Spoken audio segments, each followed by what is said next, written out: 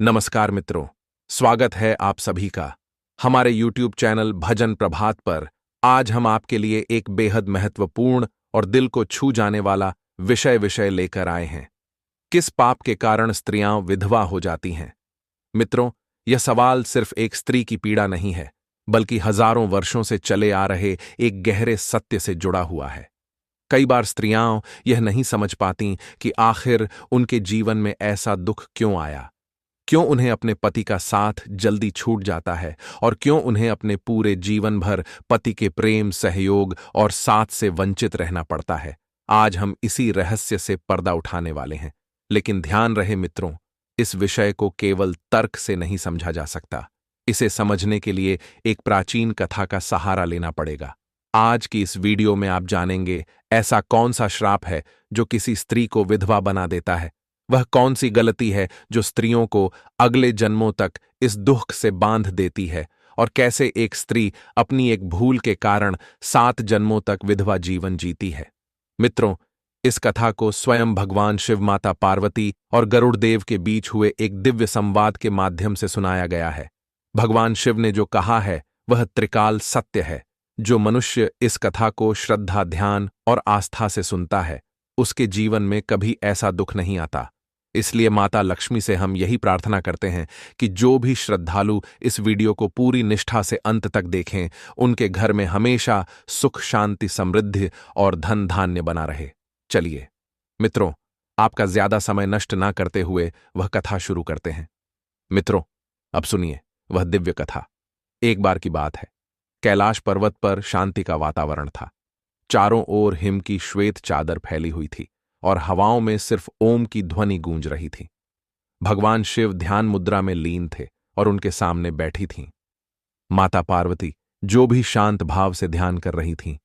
माता पार्वती के सिर के पीछे एक दिव्य तेजस्वी चक्र घूम रहा था। एक ऐसा चक्र जो केवल उन्हीं के पास होता है जो सत्य, प्रेम और सेवा की राह पर चलने वाले होते हैं। वहीं भगवान शिव के पीछे एक काले रंग का दिव्य सर्प धीरे धीरे लहराता हुआ ध्यान की ऊर्जा में रम रहा था। लेकिन यह कोई साधारण नाग नहीं था।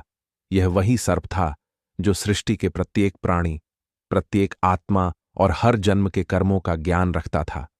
वह हर व्यक्ति के जीवन में घटने वाली घटनाओं के पीछे छिपे रहस्यों को जानता था। उसी समय आकाश मार्ग से गरुड़ देव वहां पधारे। उनके आगमन से चारों दिशाओं में हल्की सी आभा फैल गई। उन्होंने विनम्र भाव से भगवान शिव और माता पार्वती को प्रणाम किया और कहा, प्रभु, आपको कोटि कोटि प्रणाम। मैं आज एक विशेष उद्देश्य से आपके चरणों में आया हूं। मेरे मन में कुछ ऐसे प्रश्न हैं जो ना सिर्फ मेरे लिए बल्कि समस्त मानव जाति के लिए भी बहुत महत्वपूर्ण हैं। कृपया करके आप मेरे इन प्रश्नों का उत्तर दीजिए। भगवान शिव ने शांत मुस्कान के साथ गरुड़ देव की ओर देखा और बोले, हे गरुड़ देव, आप मेरे लिए पूज्य हैं। आपने जो भी प्रश्न लेकर आए हैं, निसंकोच पूछिए। मैं वचन देता हूं कि आपके हर प्रश्न का उत्तर मैं पूरी सच्चाई और ज्ञान के साथ दूंगा। गरुड़ देव भगवान शिव से विनम्रता से बोले, हे प्रभु, आज जब मैं पृथ्वी लोक पर भ्रमण कर रहा था तो मैंने वहां के मनुष्यों का जीवन बहुत ध्यान से देखा। कुछ दृश्य ऐसे थे जिन्होंने मेरे मन को प्रसन्न कर दिया और कुछ दृश्य ऐसे थे जिन्होंने मेरे हृदय को भीतर तक व्यथित कर दिया। मैंने देखा कि कुछ स्त्रियां जो विवाहित थीं, अपने जीवन में बेहद सुखी थीं। उनके चेहरे पर मुस्कान थी, उनकी आंखों में संतोष और दिल में प्रेम भरा हुआ था। पति पत्नी मिलकर जीवन की हर राह को आसान बना रहे थे। फिर मैंने कुछ ऐसी स्त्रियां भी देखीं जो विवाह से पहले भी सुखी जीवन जी रही थीं, जिनके पास धन दौलत, मान सम्मान सब कुछ था। उनके जीवन में कोई दुख या अभाव नहीं दिख रहा था। लेकिन हे प्रभु, फिर मेरी दृष्टि एक ऐसे घर पर पड़ी जहां एक स्त्री अकेली बैठी थी। उसकी मांग सूनी थी, उसके वस्त्र साधारण थे, उसकी आंखों में आंसू और चेहरे पर उदासी थी। वह विधवा थी और उसका जीवन दुखों की आग में झुलस रहा था।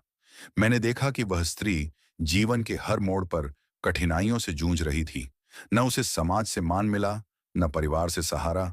वह हर दिन आंसुओं के साथ बिताती है। कभी पेट भर खाना नहीं, कभी तन ढकने को वस्त्र नहीं, और न ही कोई उसके दुख बांटने वाला। प्रभु, तब मेरे मन में एक प्रश्न उठा कि जब सभी स्त्रियां एक जैसी होती हैं, एक ही समाज में जन्म लेती हैं, तो कुछ स्त्रियां क्यों पति के साथ सुखमय जीवन बिताती हैं और कुछ स्त्रियां क्यों विधवा होकर तन्हा और पीड़ा से भरा जीवन जीती हैं?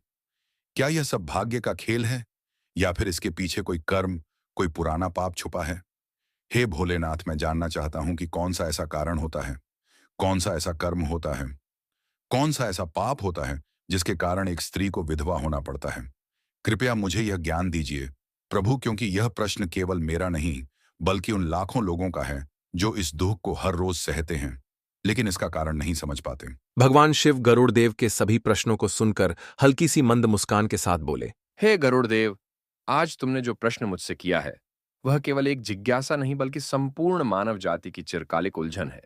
यह प्रश्न हर युग में, हर समय और हर मनुष्य के मन में कभी न कभी अवश्य उठता है कि आखिर ऐसा क्या होता है, ऐसा कौन सा कारण होता है जिसके चलते कोई स्त्री विधवा होती है। और कुछ स्त्रियां तो ऐसी होती हैं जो 7 जन्मों तक भी पति सुख से वंचित रहती हैं। हे गरुड़ देव, तुम्हारे इस प्रश्न में बहुत गहराई है और इसका उत्तर केवल तर्क या शब्दों से नहीं दिया जा सकता।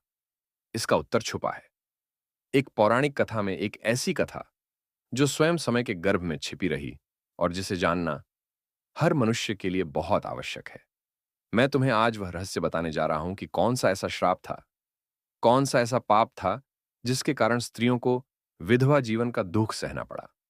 यह कथा केवल एक स्त्री की नहीं बल्कि उन अनगिनत स्त्रियों की है जो अनजाने में एक गलती कर बैठती हैं और फिर उन्हें उसका फल जन्मों तक भुगतना पड़ता है। हे गरुड़देव, अब तुम इस कथा को पूरे ध्यान और एकाग्रता से सुनो, क्योंकि जो मनुष्य इस कथा को श्रद्धा और समझदारी से सुनता है वह अपने जीवन में आने वाले संकटों को टाल सकता है, और जो इस कथा को हल्के में लेता है उसके जीवन में अनजाने दुख प्रवेश करने लगते हैं। तब गरुड़ देव बोले। हे प्रभु, मैं आपके मुख से उस दिव्य कथा को सुनने के लिए अत्यंत उत्सुक हूं। मैं वचन देता हूं कि मैं इस कथा को पूरी श्रद्धा, एकाग्रता और निष्ठा के साथ सुनूंगा। मेरी बुद्धि, मेरा हृदय और मेरी आत्मा तीनों इस कथा के प्रति समर्पित रहेंगे। कथा के आरंभ से लेकर अंत तक मेरा मन किसी और कार्य में नहीं लगेगा। कृपया अब आप वह कथा आरंभ करें। एक बार की बात है, एक बड़े नगर में एक दंपति रहते थे। पति का नाम था हरिनाथ और पत्नी का नाम था माधवी। दोनों ही एक संपन्न परिवार से थे और उनका जीवन शुरू में बहुत सुखमय और शांत था।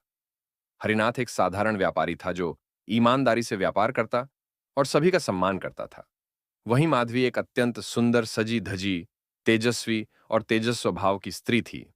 उसकी सुंदरता की चर्चा पूरे नगर में होती थी, लेकिन एक बात जो उसे बाकी स्त्रियों से अलग बनाती थी वह थी उसका स्वभाव। माधवी अत्यधिक अभिमानी और घमंडी थी। उसे अपने सौंदर्य पर बहुत घमंड था और वह खुद को सबसे ऊंचा समझती थी। उसका स्वभाव ऐसा था कि वह किसी गरीब, दरिद्र या साधु संत को कभी सम्मान नहीं देती थी। अगर कोई भूखा उसकी दहलीज पर आ जाता तो वह उसे भगा देती। उसके अंदर दया और करुणा जैसे भाव धीरे धीरे खत्म हो गए थे। हरिनाथ ने कई बार उसे समझाया, माधवी, जीवन में धन और रूप सब क्षण भंगुर हैं, एक दिन सब चला जाएगा। इंसान की असली पहचान उसके कर्मों से होती है। अगर तुम अपने कर्म सुधारो तो तुम्हारा जीवन और भी सुखमय हो सकता है। लेकिन माधवी उसकी बातों को अनसुना कर देती और कभी-कभी उल्टा ही जवाब दे देती। तुम तो सदा साधारण सोच रखते हो। क्या मैं किसी भिखारी या संत की सेवा करूं? क्या उन्होंने हमें कुछ दिया है? नहीं ना, तो मैं क्यों करूं? किसी की सेवा मैं तो वही करूंगी जो मुझे ठीक लगेगा। धीरे धीरे उसकी कठोरता लोगों के बीच चर्चा का विषय बन गई। नगर की स्त्रियां उसकी निंदा करने लगीं। कुछ वृद्ध महिलाएं यहां तक कहने लगीं कि ऐसी स्त्री को भगवान एक दिन अवश्य सबक सिखाते हैं। माधवी की सुंदरता के पीछे छिपा उसका कठोर मन उसे अंधकार की ओर ले जा रहा था। एक दिन नगर में सूखा पड़ा। चारों ओर त्राही त्राही मच गई। लोगों को पीने का पानी और खाने का अनाज तक नहीं मिल रहा था। कई संत और साधु नगर में घूमते हुए भिक्षा मांग रहे थे। उस दिन नगर के बाहर एक संत पधारे। उनका चेहरा तेज से भरा हुआ था। उन्होंने कई घरों में भिक्षा मांगी, लेकिन लोगों के पास कुछ देने को नहीं था। अंत में वे माधवी के दरवाजे पर पहुंचे। माधवी उस समय अपने आंगन में बैठी थी और उसने देखा कि एक वृद्ध संत उसके द्वार पर खड़ा है। उनके हाथ में एक कमंडल और एक लकड़ी की माला थी। वह साधारण कपड़ों में शांत चेहरे के साथ बड़ी विनम्रता से खड़े थे। उन्होंने कहा, माता, यदि कुछ अन्न मिले तो कृपा होगी। माधवी का चेहरा गुस्से से लाल हो गया। वह झल्ला कर बोली। तुम लोग तो रोज आ जाते हो, कोई काम नहीं करते, बस भिक्षा मांगते फिरते हो। जाकर कहीं मेहनत करो, यहाँ कुछ नहीं मिलेगा। संत ने शांत स्वर में कहा। माता, मैं कोई स्वार्थ लेकर नहीं आया हूं, केवल थोड़ी सी भिक्षा मांगने आया था। लेकिन अगर तुम्हारा मन न हो तो कोई बात नहीं। माधवी ने क्रोध में आकर बर्तनों को जोर से पटका और कहा। अब अगर एक शब्द भी बोले तो मैं नगर के सिपाहियों को बुला लूंगी। जाओ यहाँ से। संत ने बिना कुछ बोले वहां से जाने का निश्चय किया, लेकिन जाते जाते उन्होंने एक गहरी दृष्टि माधवी पर डाली, जो माधवी ने भी महसूस की। उस रात माधवी को नींद नहीं आई। वह बेचैन हो गई। ऐसा लग रहा था जैसे कोई अनदेखी शक्ति उसके आसपास घूम रही हो। वह उठकर आंगन में गई, लेकिन वहां कोई नहीं था। अगली सुबह नगर में यह खबर फैल गई कि वही संत जो भिक्षा मांगते हुए घर घर घूम रहे थे, कोई साधारण संत नहीं बल्कि एक तपस्वी हैं, जो वर्षों से हिमालय में तपस्या कर रहे थे और केवल एक संकेत के लिए नगर में आए थे। जो भी उन्हें भिक्षा देगा उसके जीवन में 7 जन्मों तक कोई कष्ट नहीं आएगा। यह सुनकर माधवी के पैरों तले जमीन खिसक गई। उसका मन डर और पछतावे से भर गया। वह सोचने लगी, कहीं मैंने कोई भारी गलती तो नहीं कर दी? क्या वही संत कोई दिव्य पुरुष थे? इसी सोच विचार में वह कई दिनों तक व्याकुल रही। उसे समझ में नहीं आ रहा था कि वह क्या करे। एक ओर उसका घमंड था तो दूसरी ओर डर। एक दिन वह घर से बाहर निकली और जंगल के रास्ते निकल पड़ी। तभी उसने दूर से देखा संत की झोपड़ी। तब वह उस झोपड़ी के पास गई। तभी उसने देखा कि वही संत महाराज जो कि उसके नगर में आए थे और वे गहरी तपस्या में लीन थे। उसने हाथ जोड़कर कहा, हे संत महाराज, कृपया मुझे क्षमा कर दीजिए। मैंने उस दिन आपके साथ बहुत बड़ा अन्याय किया। मैं आपको पहचान न सकी, आपके तेज को न देख सकी। मैंने आपके साथ जो दुर्व्यवहार किया उसका पछतावा आज मेरी आत्मा को खा रहा है। संत जी ने शांत भाव से उसकी ओर देखा। उनकी आंखों में करुणा थी। उन्होंने कहा, पुत्री, यह कलयुग है। इसमें ऐसे व्यवहार आम हो चले हैं। स्त्रियां हों या पुरुष, जब मोह, घमंड और अविवेक हावी हो जाता है, तब वे धर्म, सत्य और तप के मार्ग से भटक जाते हैं। लेकिन मैं तुझे दोष नहीं देता। मैं तुझे एक कथा सुनाता हूं, जिसे सुनकर तुझे याद होगा कि तेरे जैसे व्यवहार का अतीत में क्या परिणाम हुआ है। सुनो वह कथा ध्यानपूर्वक। माधवी मौन होकर धरती पर बैठ गई और संत जी की ओर एकटक देखने लगी। संत जी बोले, बहुत समय पहले की बात है। एक नगर में चंद्रसेन नामक ब्राह्मण रहता था। वह वेदों का झाता, धर्म का आचरण करने वाला, दीन दुखियों की सेवा में रत और संपूर्ण नगर का पूजनीय व्यक्ति था। उसके साथ उसकी पत्नी रत्नमाला भी रहती थी। रत्नमाला अत्यंत रूपवती थी, लेकिन उसमें एक बड़ी कमजोरी थी। उसे अपने सौंदर्य और संपत्ति पर बड़ा अभिमान था। वह अक्सर अपने पति को भी तुच्छ समझती और उनकी पूजा साधना या समाज सेवा को व्यर्थ बताती थी। चंद्रसेन हर दिन प्रातःकाल नदी स्नान कर मंदिर जाता और फिर शास्त्र अध्ययन करता। दिन भर की सेवा के पश्चात वह जब घर लौटता तो रत्नमाला उसे व्यंग्यपूर्ण बातें कहती, जैसे तुम्हारे तपस्या से कौन सा धन आ गया, क्या तुम्हारे जप से हमारा जीवन समृद्ध हुआ, तुम दिन भर किताबों में घुसे रहते हो और यहां घर का कोई नहीं पूछता। चंद्रसेन उसे प्रेम से समझाता, प्रिय, धर्म ही जीवन का आधार है। धन, सुख, वैभव सब क्षणभंगुर हैं, पर जो पुण्य और तप करते हैं वही अंततः शांति पाते हैं। लेकिन रत्नमाला को यह सब व्यर्थ लगता। उसने नगर की अन्य महिलाओं को देख रखा था, जो अपने पतियों से आभूषण, वस्त्र और सेवा करवाती थीं। उसने भी चाहा कि उसका पति उसे रोज उपहार दे, उसकी स्तुति करे और संसारिक विषयों में लिप्त रहे। एक दिन नगर में एक तेजस्वी संत का आगमन हुआ। वे एक वृक्ष के नीचे ठहरे थे। नगर के लोग उनकी वाणी सुनने आते और उनके चरणों में बैठते। चंद्रसेन भी वहां गया। उसने संत को देखा, उनके चरण स्पर्श किए और हाथ जोड़कर बोला, हे गुरुदेव, कृपया कुछ समय के लिए मेरे घर पधारें। यह मेरे लिए सौभाग्य होगा। संत ने उसकी विनम्रता देखकर कहा, तथास्तु। संत जब चंद्रसेन के घर पहुंचे तो रत्नमाला क्रोधित हो उठी। उसने संत को देखकर तिरस्कार से कहा, और एक भिखारी आ गया। अब यह हमारे घर में बैठकर रोटियां खाएगा। दिन भर यह मेरा पति इन्हीं साधुओं के पीछे पड़ा रहता है। क्या यही धर्म है, यही सेवा है? चंद्रसेन स्तब्ध रह गया। संत ने कुछ नहीं कहा। उन्होंने केवल रत्नमाला की ओर देखा और शांत स्वर में बोले, बेटी, जब कोई स्त्री अपने पति के तप, सेवा और धर्म का उपहास करती है और जब वह धर्मात्माओं का अपमान करती है, तो वह स्वयं ही अपने सौभाग्य का नाश करती है। मैं तुझे श्राप नहीं देना चाहता, लेकिन तेरे इस व्यवहार का परिणाम तुझे स्वयं ही भुगतना होगा। ध्यान रखना, जिस स्त्री में संतों के प्रति श्रद्धा नहीं होती, उसके जीवन से पुण्य का तेज नष्ट हो जाता है और उसका वैवाहिक सुख छिन जाता है। वह विधवा होती है। इतना कहकर संत वहां से उठे और चले गए। कुछ वर्षों में चंद्रसेन की अकाल मृत्यु हो गई। रत्नमाला विधवा हो गई और धीरे धीरे सब कुछ खो बैठी। उसने न पति का साथ पाया, न सुख न सम्मान। अंत में वह भिक्षा मांगने को विवश हो गई। संत जी कथा समाप्त करते हुए बोले, पुत्री, यह कथा मैंने इसलिए सुनाई ताकि तू जान सके कि संतों का अपमान केवल उस समय के लिए नहीं होता, वह जीवन भर के लिए श्राप समान होता है। तेरे व्यवहार से जो अपमान हुआ, उसका प्रभाव तुझ पर पड़ा है। लेकिन यदि तू सच में हृदय से पश्चाताप करे, सेवा और भक्ति के मार्ग पर चले, तो जीवन में पुनः प्रकाश आ सकता है। संत जी थोड़ी देर मौन रहने के बाद शांत स्वर में बोले, बेटी माधवी, अब तक तुमने एक गहरी कथा सुनी जिसने तुम्हारे अंतर्मन को झकझोर दिया है। लेकिन अब मैं तुम्हें तर्क से समझाऊंगा ताकि तुम इस ज्ञान को केवल सुनो नहीं, बल्कि अपने जीवन में आत्मसात करो। माधवी शांत होकर संत जी के चरणों में बैठ गई। संत जी ने कहना शुरू किया, बेटी, संसार में कोई भी घटना बिना कारण के नहीं होती। विधवा होना कोई केवल भाग्य का खेल नहीं है, यह भी कर्म और सोच की दिशा का परिणाम होता है। आइए मैं तुम्हें तर्क से बताता हूं कि क्यों कुछ स्त्रियां विधवा होती हैं और इस स्थिति का मुख्य कारण क्या होता है। बेटी, सबसे पहला तर्क यह है कि जब कोई स्त्री अपने जीवन में अहंकार पाल लेती है, जब वह अपने रूप, संपत्ति या परिवार का घमंड करने लगती है, तो वह अपने पथ से भटक जाती है।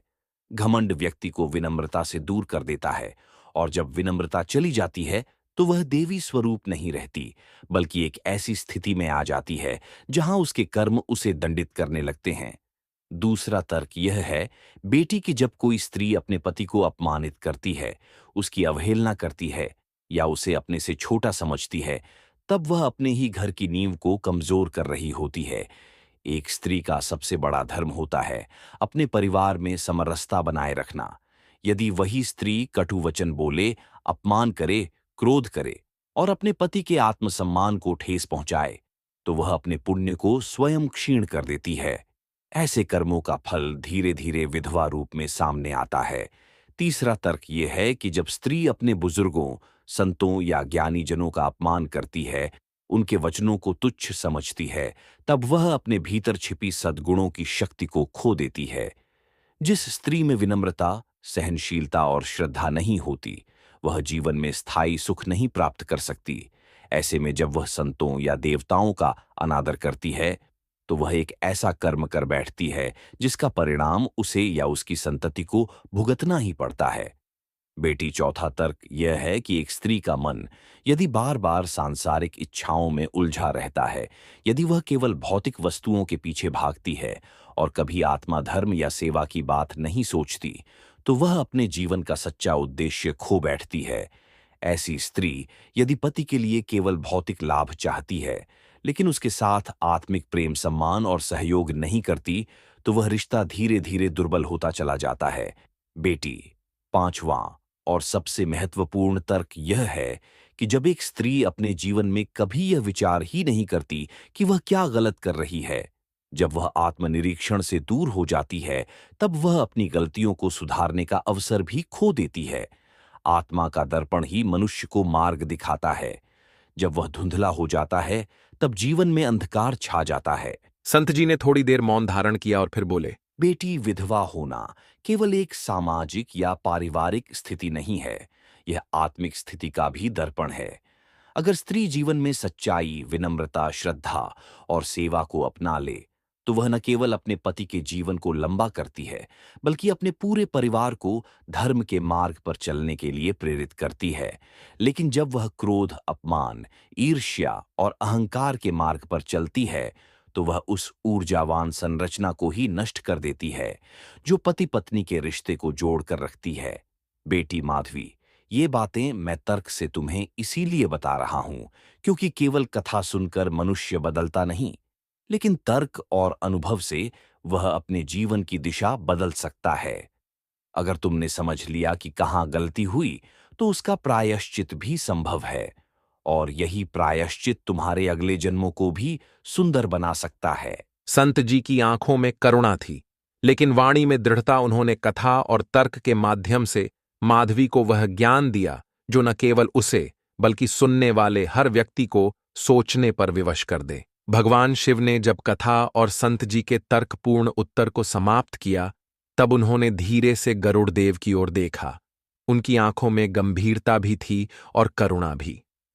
मंद मुस्कान के साथ उन्होंने कहा, हे गरुड़देव, अब मैं उम्मीद करता हूं कि तुम्हारे मन में जो जिज्ञासाएं थीं, उनका समाधान हो गया होगा। तुमने जो प्रश्न किया था कि स्त्रियां विधवा क्यों होती हैं, उसके पीछे कौन सा श्राप है, वह आज हमने एक गहन कथा और संत के तर्कों से समझाया है। गरुड़देव भगवान शिव की बातों को सुनकर बोले, प्रभु, आपने जो कुछ भी बताया वह केवल कथा नहीं थी, वह जीवन का वास्तविक दर्शन था।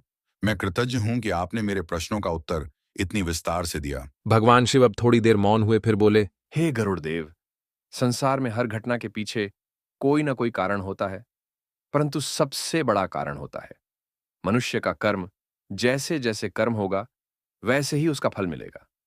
यह कथा सिर्फ स्त्रियों के विधवा होने की नहीं, बल्कि पूरे समाज को यह सीख देती है कि कभी भी किसी संत, ज्ञानी या तपस्वी का अपमान नहीं करना चाहिए। अब मैं तुम्हें एक छोटा सा तर्क से उत्तर देता हूं, ताकि तुम इस विषय को और गहराई से समझ सको। भगवान शिव गरुड़देव से तर्क द्वारा उत्तर देते हुए बोले, हे गरुड़देव, संसार में जो कुछ भी घटित होता है, वह केवल भाग्य या श्राप का परिणाम नहीं होता, बल्कि हर घटना के पीछे गहरा तात्विक कारण होता है।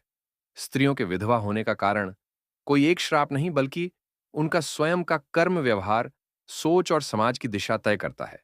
आज मैं तुम्हें कुछ गहराई से तर्कपूर्वक बातें समझाता हूं। ध्यान से सुनो।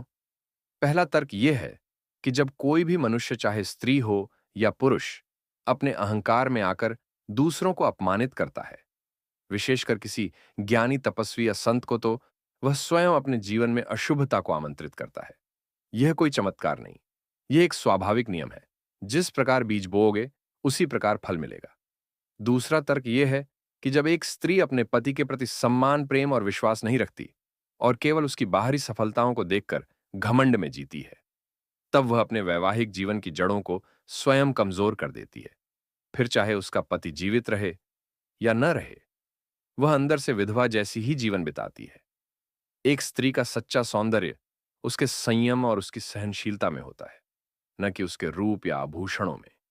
तीसरा तर्क यह है कि जब कोई स्त्री संतुलन खो देती है अपने वाणी, विचार और कर्म में, तब उसका जीवन भी असंतुलित हो जाता है। जब वह क्रोध में संत को अपमानित करती है, तो वह केवल एक व्यक्ति का नहीं, ज्ञान का, तप का और दिव्यता का अपमान करती है। यह पाप उसी क्षण उसका भाग्य बदल देता है। यह कोई बाहरी श्राप नहीं, यह उसका अपने कर्मों द्वारा अपने जीवन को बदल देना है। चौथा तर्क यह है कि कलयुग में मनुष्य के पास सबसे बड़ी शक्ति है विवेक और क्षमा। लेकिन जब वह क्षमा मांगने के स्थान पर अपने अहंकार को सही मान लेता है, तो वह अपने ही बनाए हुए बंधनों में बंध जाता है। वही बंधन जीवन में दुख, अकेलापन और विधवा जैसे अनुभव लेकर आता है। संतों की अवहेलना केवल एक कार्य नहीं, वह एक विचारधारा है जो विनाश की ओर ले जाती है। पांचवा और अंतिम तर्क यह है कि विधवा होना केवल पति की मृत्यु नहीं होती। विधवा होना तब होता है जब स्त्री अपने जीवन की चेतना, अपने अंदर की आत्मा से दूर हो जाती है। वह केवल शरीर में जीवित होती है, लेकिन आत्मा से मृत हो जाती है। और यह मृत्यु तब आती है जब वह दूसरों के दुख का कारण बनती है, विशेषकर जो लोग संसार के कल्याण के लिए कार्य कर रहे होते हैं। इसलिए हे गरुड़देव, श्राप केवल वचन नहीं होता, वह किसी का दुख, किसी का आह भी बन सकता है।